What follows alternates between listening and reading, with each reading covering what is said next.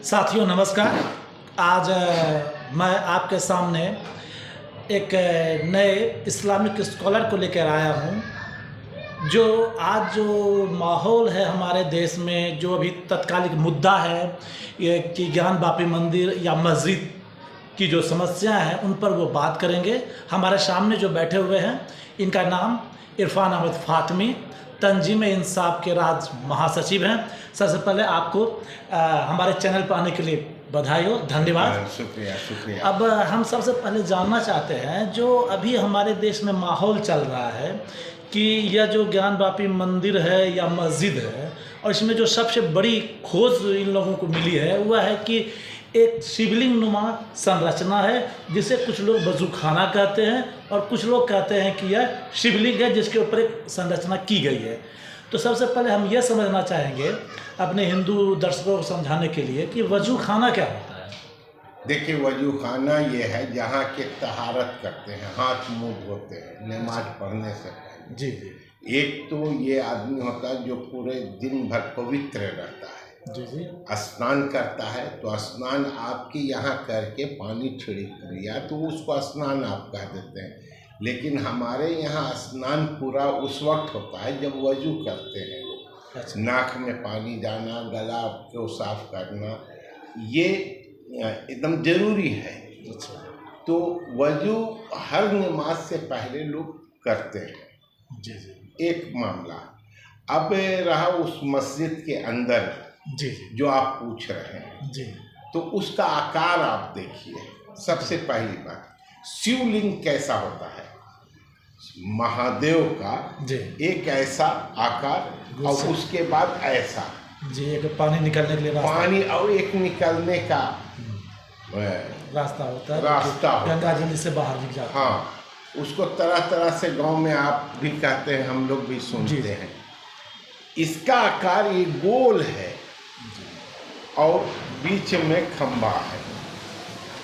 तो शिवलिंग पूरे देश के अंदर में उस टाइप का कोई दिखला दे तो मैं मान लूँ। तो हमको जहाँ तक के लगता है तो वो शिवलिंग नहीं है, वो मूल तौर से फव्वारा का ये है या पानी एकत्रित करने का है। अब उसका ऐतिहासिक क्या पृष्ठभूमि है मैं देखा नहीं है, लेकिन ये चीज़ नज़र आता है तो वो शिवलिंग नहीं है।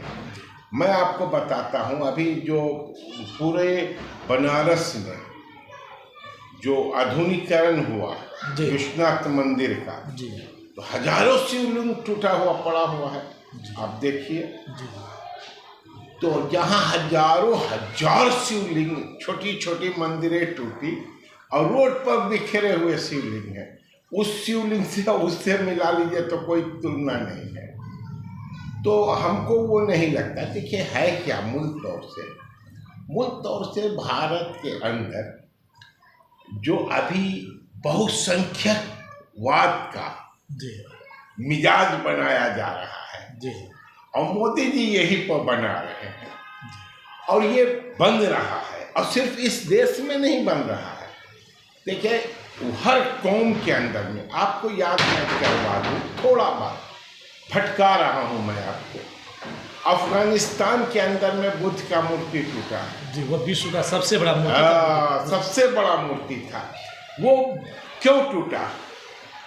इसलिए टूटा तो वहाँ के तालिबान जब क्राइसिस में गए, आम नागरिक खाने पीने और अपनी बदहाली में था, वहाँ डेमोक्रेटिक स्टेट था और वो स्टेट को धार्मिक स्टेट में तब्दील करना था, तो उनको बुद्ध का मूर्ति तोड़ना मजबूरी था, ताकि वहाँ का आम इंसान उसी को इस्लाम समझ ले और इस्लाम के मानने वाला उसको मान के उसके पीछे हो जाए। भारत में भी दुर्भाग्य से या सौभाग्य से बहुसंख्यक के जमात को अपनी तरफ लाने के लिए ये नाटक चल रहा है। ईमानदारी की बात है, इसमें कोई हेरफेर की बात नहीं। जो आपका देश है वो मेरा देश है, हम लोग इसी मिट्टी में जिंदा हैं, इसी मिट्टी में मरे हैं, और मेरा भी कब्र होगा, आपका भी शमशान होगा। ये पूरा का पूरा आप जब देखेंगे तो ये नाटक क्यों है? बाबरी मस्जिद को मैं आपको बताऊं तो बाबरी मस्जिद में इतने सालों से जो हुआ, पहले चबूतरा बना, ताला लगा, फिर अदालत में बहस चला, फैसला हुआ, समझौता हुआ, तो बहुसंख्यक जमात ये समझ गई, अल्पसंख्यक जमात अपनी जिंदगी को बचाने के लिए सुलह के ऊपर ना चाहकर भी चाहना पड़ा। तो ये एक बैग कोर्ट में अर्जी क्यों दे दिया, और इतने बड़े सवाल को एक छोटी अदालत, मैं अदालत की चीज़ों को सम्मान करता हूं, लेकिन एक छोटी अदालत ने ये फैसला कर दिया जाइए आप तहकीक कीजिए, और राताराती तमाम अखबार में आर्टिकल आ गया, राताराती तमाम डिबेट स्टार्ट हो गया, राताराती तमाम सोशल मीडिया चलने लगा। इतना तेज कैसे चला? चलाया जाता है, ये चलता नहीं है, चलाया जाता है। तब पता चलता है तो इस देश के अंदर एक बहुसंख्यक तबका जब कॉमनल हो रहा, होने की, करने की कोशिश कर रही है कोई संगठन या कोई जमात, तो वो जमात इसी तरह का एजेंडा फिक्स कर रही है और उस एजेंडा पर अल्पसंख्यकों को जबरन टालने का और दूसरे पार्टियों को टालने का एक माहौल बना रहा है। अब आप देखिए, लगातार टीवी वाले पूछ रहे हैं, कोई पार्टी वाले क्यों नहीं जवाब दे रहे हैं? क्या जवाब देंगे भैया? झूठ की कीमत राज सिंहासन, सच की कीमत खार है बाबा, ये देखो संसार है बाबा। यहाँ पूरी तंत्र झूठ पर पड़ी हुई है, तो इसमें किसका क्या रोल हो सकता है? कौन कह सकता है? और एक या दो या चार मस्जिद को तोड़ने से राज सत्ता बनता है, तो भाई वो तोड़ने में परहेज नहीं करेंगे। उनको न इतिहास से लेना है, न भूगोल से लेना है, न तथ्य से लेना है, उनको सिर्फ इतना ही है तो इस मस्जिद के नाम पर 10 साल 5 साल राजनीति को टालने लगे। अच्छा, एक दूसरा सवाल है, हालांकि एक मौजूद सवाल नहीं है, लेकिन चूँकि इस्लाम में इबादत करने के लिए किसी बिल्डिंग का होना ज़रूरी नहीं है। नहीं, देखिए, बिल्डिंग का होना ज़रूरी है कि नहीं है, ये मस्जिदों का निर्माण इस्लाम में प्रथम बार मदीना में हुआ जी, और उसके बाद ये पद्धति पूरे देश दुनिया के अंदर में चला। और हम लोग इतिहास के मुताबिक समझते हैं तो सबसे पहला मस्जिद केरल के अंदर में बना। जो लोग कहते हैं तो मोहम्मद साहब के केरल के जो वहाँ के राजा थे या व्यापारी थे, वो मोहम्मद साहब के सामने ईमान को लाया और फिर बनाया। तो देखिए, इबादत का केंद्र सुनिश्चित होता है। काबा, जो इस्लाम का काबा जो अरब के अंदर में जो है, तो काबा के अंदर में भी बुद्ध था, तो नरेंद्र मोदी को भेज देंगे न, तो शिवलिंग वहाँ भी है, पत्थर को जाकर चूमते हैं ना लोग, क्या जो तो वो भी है। तो ये दुनिया जो कैसे कैसे बनी है, हम आप कतई नहीं सोच सकते हैं। अभी मैं डिबेट सुन रहा था तो कुछ बनारस के लोग कह रहे थे मुस्लिम में समूह, हम लोग सब हिंदू के परिवार हैं। तो अब बताइए, तो एक इलाका जैसे ये पटना के अंदर में 90% मुसलमान ये हिंदू हैं और वो सब मुसलमान हो जाए, तो उसमें मंदिर होगा कि नहीं? तो मंदिर बदल जाएगा मस्जिद में कि नहीं? बदल जाएगा। इसमें कौन ऐसी बातें हैं, कौन ऐसी चीजें हैं?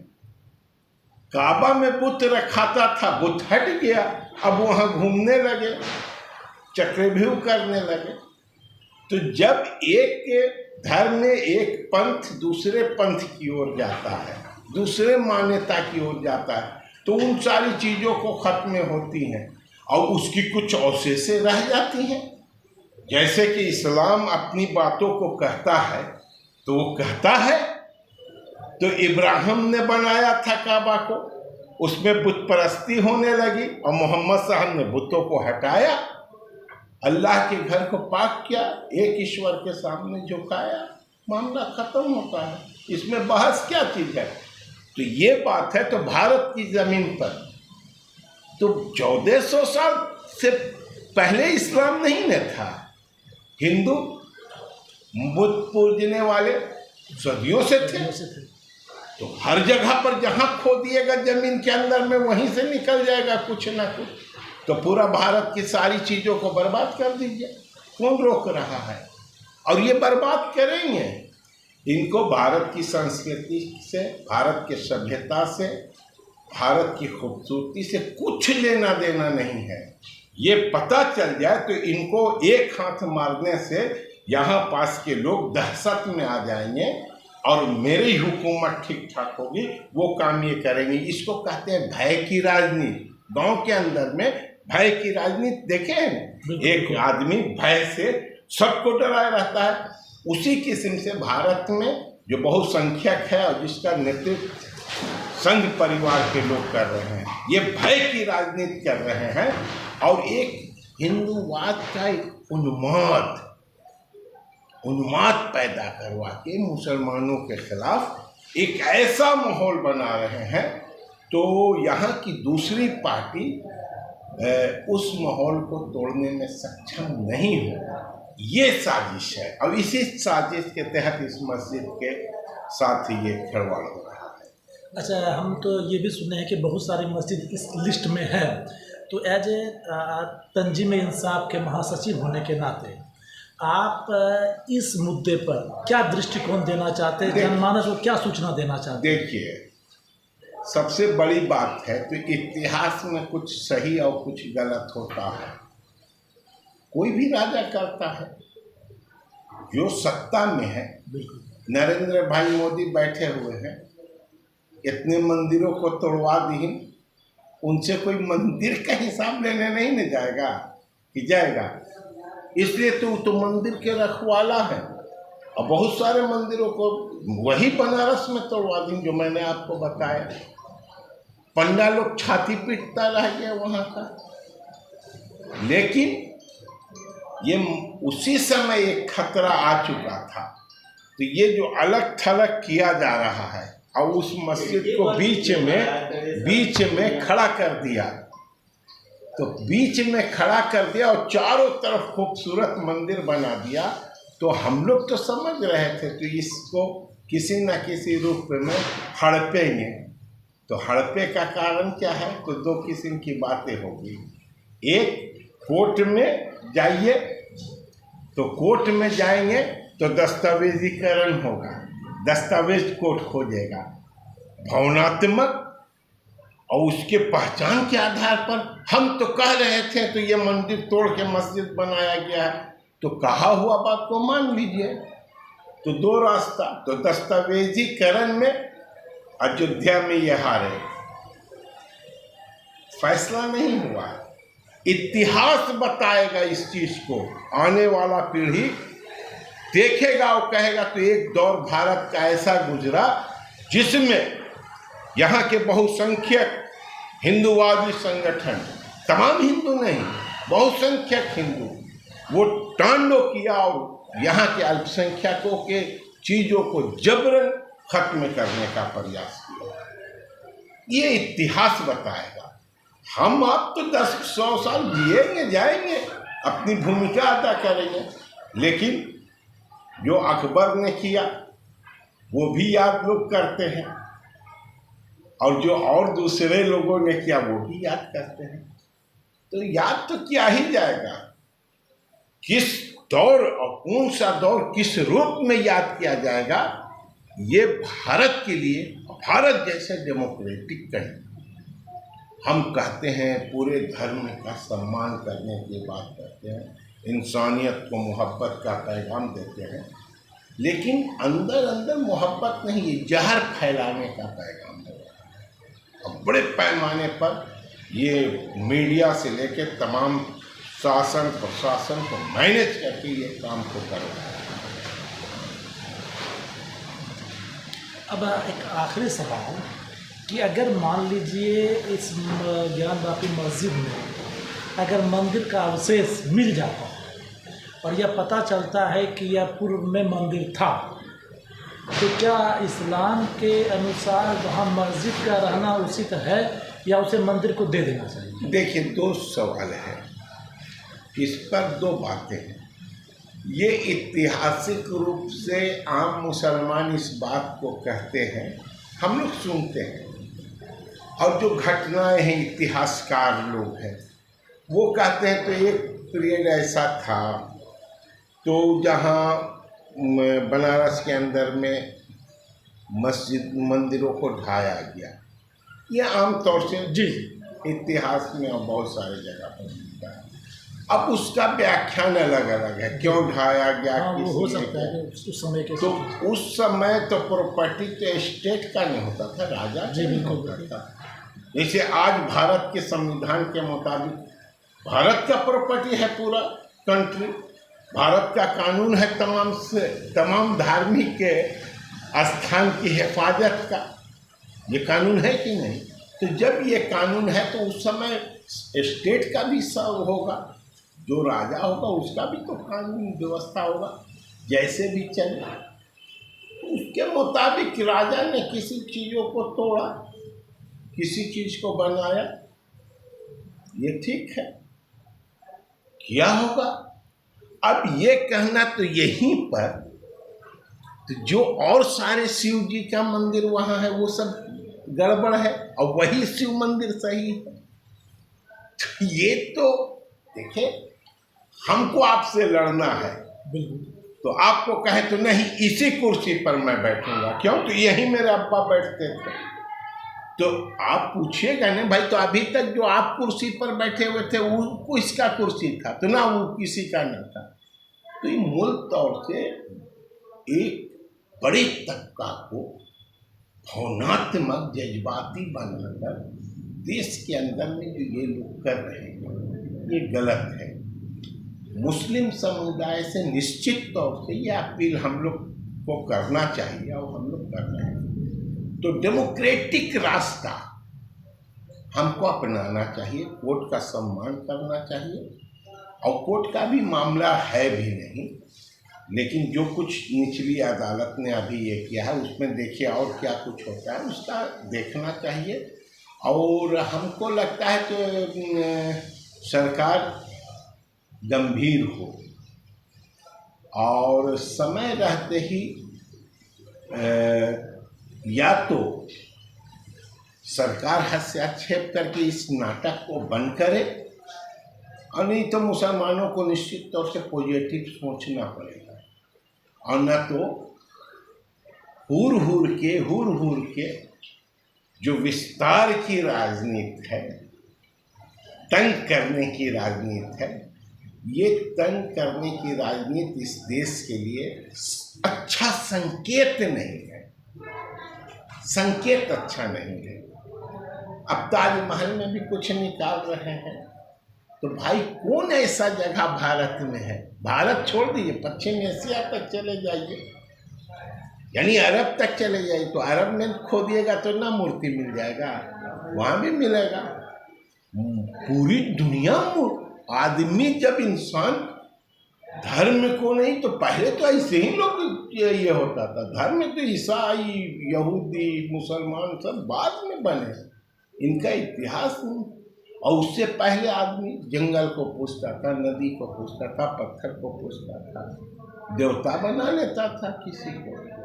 तो उसका अवशेष तो आज भी खुदाई में पूरी दुनिया में मिल रही है। तो ये तर्क देना तो हर जमीन के नीचे देवता है, तो अरे यार पूरी दुनिया में देवता है, मिलेंगे। लेकिन दुनिया ने नई सभ्यताओं को भी लाया, वो भी है। आज अफगानिस्तान में बुद्ध का मूर्ति नजर आ रहा है, पाकिस्तान में है न हड़प्पा मोहनजोदड़ो जी है, वहाँ भी मंदिरें हैं, और मंदिरें हैं, बहुत सारी चीज़ें हैं। तो वहाँ चले जाइए, खोदते ये पूरा पाकिस्तान को, इनको पाकिस्तान सबसे आराम लगता है, आसानी से पहुँचते हैं। ये इंडोनेशिया नहीं, वो इंडोनेशिया में है, ये स्वयं कहते हैं। तो वहाँ राम, ये श्याम नाम रखना, बड़ी बड़ी वहाँ मूर्तियाँ हैं। तो चला जाए पूरा भारत का फौज इंडोनेशिया को कब्जे आ जाए, खोदने लगे नीचे नीचे, ऐसी कोई बात नहीं है। बहुनात्मक नहीं, जो ऐतिहासिक पृष्ठभूमि में जो अच्छी और बुरी, हमारे पक्ष का हो या हमारे विपक्ष का हो, ऐतिहासिक चीज़ों को छेड़छाड़ नहीं करना चाहिए और उसी वक्त उसी को इतिहास के रूप में रखना चाहिए और अपने नस्ल को दिखलाना चाहिए। तो ऐसी जो घटनाएं थी, अब ऐसी घटनाएं किसी जगह पर ना हो, इसका कोई रास्ता निकलना चाहिए, न कि उसको तोड़ दिया जाए, वो उसको तोड़ दे। ये तोड़ और जोड़ की राजनीति से कोई फायदा नहीं है। मैं आपको बता रहा हूँ, बाबरी मस्जिद तोड़ दिया आपने, जो फैसला आया वो आपके सामने है, और जो आपने जमीन दिया वो भी आपके सामने है। वो जमीन चिल्ला चिल्ला के बड़ी इमारत बनने के बावजूद आपको गुनाहगार और भारत के कानून व्यवस्था के ऊपर उंगली कोई ना कोई आने वाला नस्ल उठाता रहेगा, वो बताएगा। तो ऐसा तस्वीर को, ऐसा इतिहास को रचना हम समझते हैं तो भारत के पक्ष में नहीं है। और जो मौलिक चीजें हैं, जो गलती है या सही है, आज़ादी के वक्त जो मुझको प्राप्त हुआ है उसको उस रूप में रखना चाहिए, और इतिहास से लड़ाई करना उचित नहीं है। धन्यवाद। अभी हमारे इरफान अहमद फातमी जी, ऑल इंडिया तंजीम इंसाफ के राज्य महासचिव, ने बताया कि न केवल हिंदुओं को बल्कि मुसलमानों को भी पॉजिटिव रहना होगा, साथ ही साथ मंदिर मस्जिद की लड़ाई से आगे बढ़ना पड़ेगा। हमें अपनी अगली लड़ाइयों के बारे में सोचना पड़ेगा। इसी के साथ आज का यह बातचीत समाप्त होता है। धन्यवाद। शुक्रिया।